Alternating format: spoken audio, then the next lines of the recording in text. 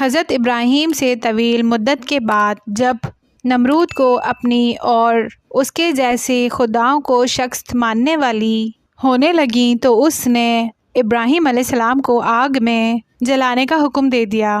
نمرود کے محل کے سامنے آگ جلائی گئی اور یہ آگ اس قدر شدید تھی کہ میلوں دور تک اس کی شدت اور تپش محسوس کی جاتی تھی، حتیٰ کہ حضرت ابراہیم علیہ السلام کو قریب سے اس آگ میں پھینکنا بھی محال تھا۔ تاریخ انسانی میں پہلی بار منجنیق کا استعمال ہوا اور حضرت ابراہیم علیہ السلام کو اس کے ذریعے آگ میں ڈالا گیا۔ اور پھر نمرود کی بیٹی نے کہا، ابا جان مجھے اجازت دیجیے کہ میں ابراہیم کو محل کی بالائی منزل سے آگ میں جلتا ہوا دیکھوں۔ پھر نمرود نے اسے اجازت دی اور وہ محل کی بالائی منزل پر موجود ہوئی اور دور سے آتش نمرود کا نظارہ کرنے لگی، اور آگ کے شعلے بلند اور بالا تھے کہ نزدیک سے گزرنے والے پرندوں کو بھی جل بھون رہے تھے، مگر حضرت ابراہیم علیہ السلام نہایت ہی اطمینان کے ساتھ اس آگ میں مکمل طور پر صحیح اور سلامت تھے۔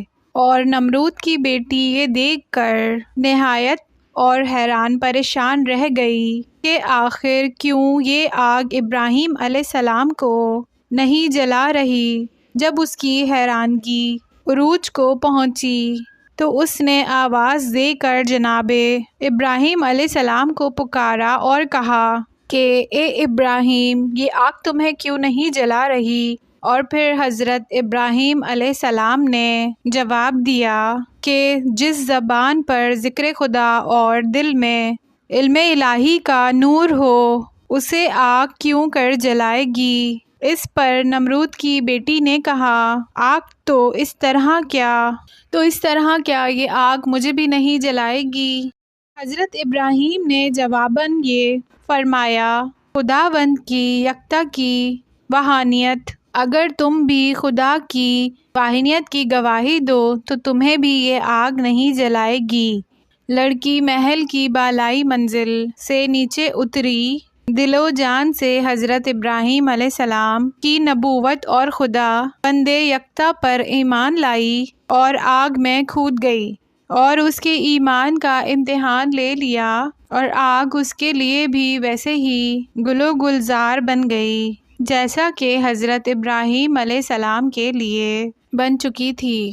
اس واقعہ کے بعد حضرت ابراہیم علیہ السلام کی صداقت اور رسالت اور خداوند کی کبریائی سب پر آشکار ہو گئی۔ وہ بھی آگ کے گل و گلزار بن جانے کے بعد آئی جہاں اس کے ابراہیمی دین قبول اور آگ سے سلامت لوٹ آنے کی خبر پہنچ چکی تھی۔ نمرود نے اپنی بیٹی کو سختی سے کہا کہ دین ابراہیمی سے باز آ جا، ورنہ سنگین نتائج سے دوچار ہوگی۔ اور اس با ایمان لڑکی نے کہا، میرے باپ، تو یا تیری سلطنت کچھ بھی نہیں جو حضرت ابراہیم علیہ السلام کے پروردگار کی ہے، جو ہم سب کا رب ہے، اور تم مجھے اس پر ایمان رکھنے سے ہرگز نہیں روک سکتا۔ اور یہ سنتے ہی نمرود غصے میں آ گیا اور حکم دیا کہ اس کے ہاتھوں میں لوہے کی میخیں ڈال دی جائیں اور اس وقت تک اس پر ظلم اور تشدد کیا جائے کہ جب تک وہ دین ابراہیمی سے توبہ نہ کر لے۔ مگر وہ با ایمان لڑکی جس کے ایمان کا امتحان لیا جا چکا تھا، کسی ظلم اور جبر سے ہرگز نہیں گھبرائی اور اپنے ایمان اور اعتقاد پر قائم رہی۔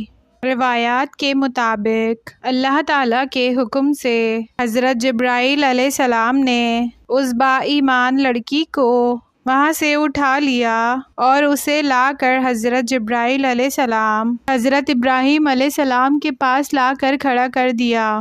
حضرت ابراہیم علیہ السلام نے اس کی شادی اپنے بیٹے سے کر دی۔ پیارے ناظرین، یہ واقعہ حکایات صالحین نامی کتاب سے لیا گیا ہے جس کے مصنف ہیں حافظ نعمت سعیم چشمی۔